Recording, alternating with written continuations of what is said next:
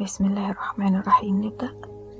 مبدئيا ده تأمل لفك التعلق شخص احنا كنا بنحبه او في حياتنا مش عارفين نتخطاه. كل ما بنفتكره قلبنا بيوجعنا، مش عارفين ننساه رغم الأذى النفسي اللي هو سببه لنا، اللي وصلنا ليه. مش عايزين ننسى ان احنا نكون ممتنين ليه. هتقولولي ازاي؟ هقول لكم على الأقل خلينا قريبين من ربنا ونستعين بالله في كل حاجة، عشان عرفنا ان مفيش حد دايم الا وجه الله. فدايما بقت كل حاجة تحصل لنا نجري على ربنا ونقول يا رب، مش نقول يا بشر او نقول يا حبيبي اللي هو خذلنا. نبدأ التأمل على بركة الله، وأوعدكم لو ركزتوا بجد هتخرجوا نفسيتكم مرتاحة جدا وحاسين براحة وكأن حاجة كبيرة أوي اتشالت من على قلبكم. وعايزة أقول حاجة كمان، هو مؤكد لو احنا ركزنا هنخرج حاسين براحة نفسية كبيرة أوي، ولكن فرضا ان احنا حسينا براحة نفسية بسيطة نوعا ما، نكرر الفويس ده كذا مرة لحد ما نحس نفسنا ان احنا بدأنا نستشفى خالص ونتعمق اكتر، لان مش سهل عليكي او عليك اول مرة تسمع فتقدر تتخيل ده. انما الناس اللي متعودة على التخيل وخيالها واسع هتقدر تستوعب ده بسرعة وهتنجز على طول. ولكن مبتدئ او غير مبتدئ هتحس براحة. اوعدك ان شاء الله. استعين بالله، وبعد اذنكم نقرأ آية الكرسي 3 مرات قبل ما نبدأ، او مرة براحتكم، يعني مش هنكون مقيدين بارقام، ولكن ارقام فردية 1 3 7 براحتكم. تمام؟ نوقف الفيديو نقرأ نكمل. بسم الله. هناخد نفس زي ما احنا متعودين 3 مرات بعمق. تمام؟ واحنا بناخد النفس بنستنشق نور وسلام ومحبة من ربنا سبحانه وتعالى، وبنطلع كل الطاقة السلبية اللي موجودة جوانا وكل الهموم اللي في قلبنا وكل ذكرى بتألمنا ووجعانا بنطلعها مع الزفير. اتفقنا؟ يلا.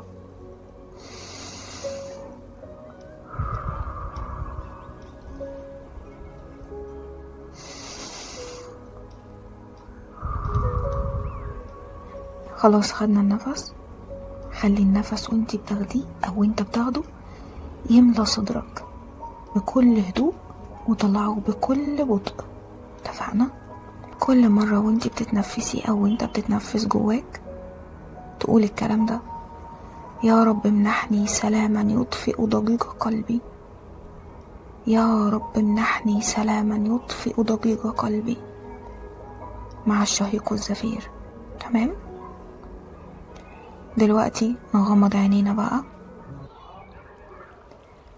حاول نسمع، نحاول نستمتع بصوت الطبيعة اللي خلقها ربنا وهي بتسبح. كل نغمة في صوت الطبيعة انتوا سامعينها دلوقتي بتهمس ليك وتقولك اطمن، ربنا معاك وربنا معاكي. تخيلوا ان نور ابيض ناعم نازل من السماء بيدخل من اعلى راسك من فوق وبينتشر بينزل في كل منطقة في جسمك بكل لطف وخفة. عارفين ايه ده؟ دي رحمة ربنا لما بتلمس القلوب الموجوعة. سيب النور يغسل كل حزن وكل ذكرى أرهقتك وكل كلمة وجعتك وكل موقف خذلان اتخذلت فيه بدون شفقة ولا رحمة الشخص اللي انت كنت بتحبه ده، وكل اسم ما بقاش يستحق مكان جوه قلبك. عاوزاكم تقولوا من أعماق قلوبكم دلوقتي: يا رب إني أسلم لك كل من أوجعني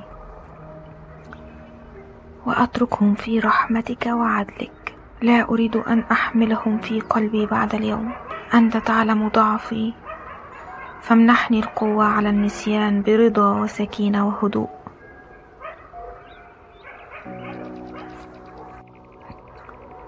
عاوزاكم تتخيلوا الشخص اللي أذاكم ده واقف قدامكم بكل تفاصيله.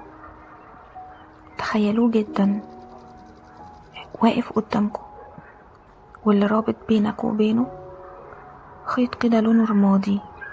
الخيط ده هو التعلق اللي قلبك متعلق بيه ورابطكم مع بعض بيه.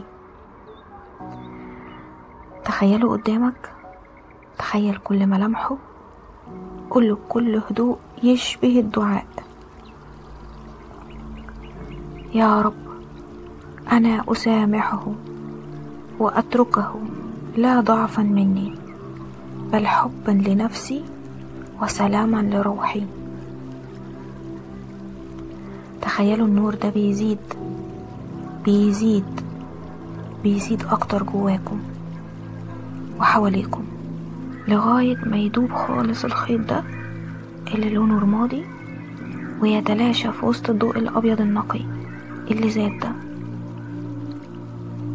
دلوقتي اللي بينكم نور ربنا فقط وسكينتك انت جواك.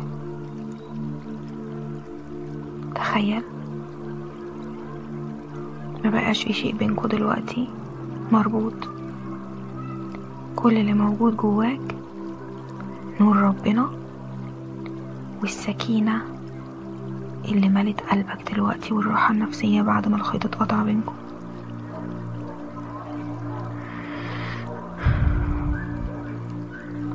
نفس شهيق وزفير، شهيق كله حب وراحة ورضا وامتنان لربنا سبحانه وتعالى، وزفير بيطلع كل الحاجات الوحشة اللي احنا افتكرناها دلوقتي والذكريات السيئة بنطلعها مع الأشخاص الوحشين اللي أذونا.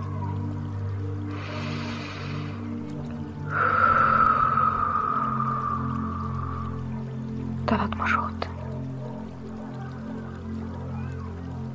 وانتوا بتخرجوا نفسكم: أنا حر، أنا بخير، أنا أعود لنوري. تمام؟ مع الزفير. دلوقتي بقى خلي الدعاء ده يملأ قلبك، اقرأه بقلبك، اسمعه بقلبك، ردده ورايا بقلبك. حط ايدك اليمين على قلبك.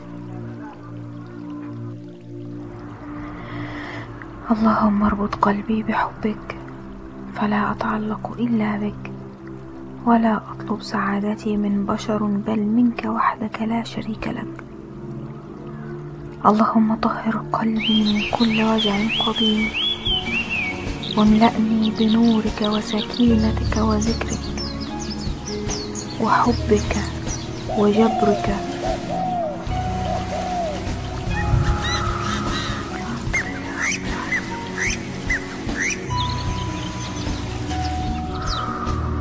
الحمد لله رب العالمين.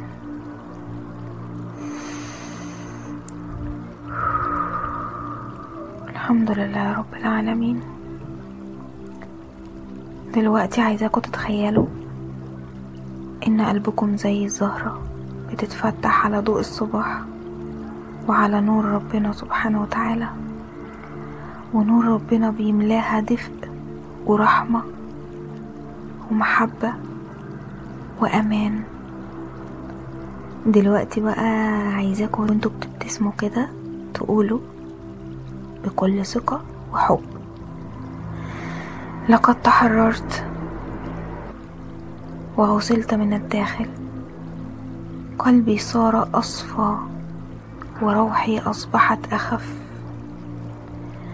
اللهم لك الحمد حتى ترضى، ولك الحمد إذا رضيت، ولك الحمد بعد الرضا. غمضوا عينيكوا كده زي ما انتوا ثابتين. تخيلوا ان ربنا شال كل حاجة وحشة من قلبكم والنور اللي نازل من السما ده بدأ يدخل جوه أعماق قلبك وينظف فيها ويشيل كل الحاجات الوحشة اللي أذياك، سواء من أهلك، من حبايبك، من أي حد، حتى من أصحابك. تخيلوا الشخص اللي ضايقكوا الوجع بتاعه اتمحى من قلبك وأصبح ذكرى مش فاكرينها ولا عايزين نفتكرها. دلوقتي بقى عايزاكوا تحطوا ايديكوا تاني اليمين على قلبكوا بكل رفق وحب. آخر حاجة عاوزاكوا تشعروا بدقات قلبكوا وهي شغالة، كأنها بتسبح تسبيح خافت لله سبحانه وتعالى، وبتحمد ربنا ان ربنا نظفها.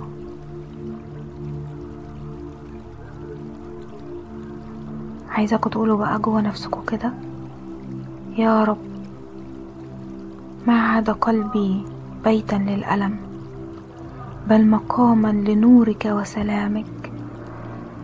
يا رب اخترت السلام عن الوجع والرضا على التساؤل، واخترت أن أعيش في رحمتك لا في ظلال الماضي. ناخد نفس عميق بقى كده. اللهم لك الحمد. أنا عاوزة النفس للمرتين التانيين وهو بيخرج وكأنكم مسلمين أمركم وقلبكم لله بكل ما فيه، وبعد كده اهمس لنفسك بهدوء وانت مطمن وقول وانت مبتسم: أنا في رعاية الله، أنا في نوره، أنا في طمأنينة بإذن الله وبرحمته.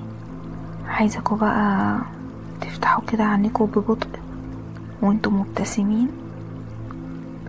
عايزك تحس دلوقتي وتحسوا ان ربنا شايفكوا دلوقتي وبيبعتلكوا سلام خفي بيشبه نسيم المطر،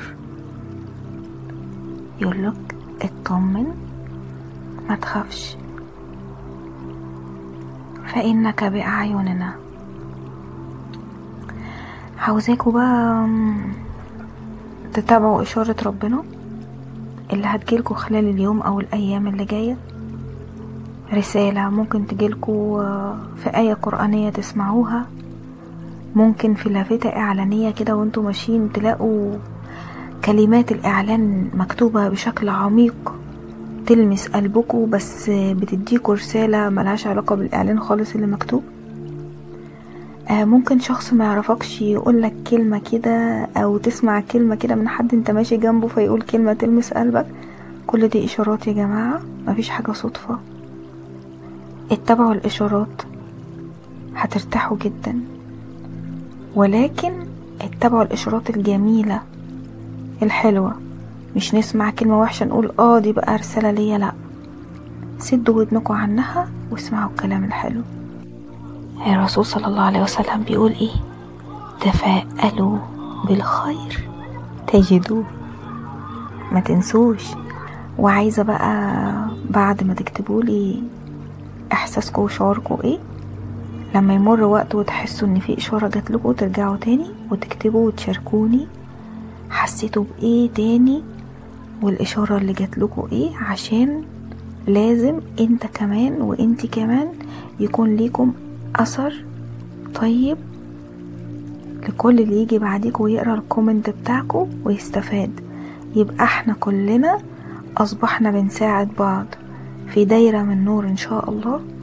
واتمنى يا رب يكون قلبكم ارتاح شوية، واشوفكم الخميس الجاي 12 بالليل علشان تكونوا قبل النوم مجهزين نفسكم. والسلام عليكم.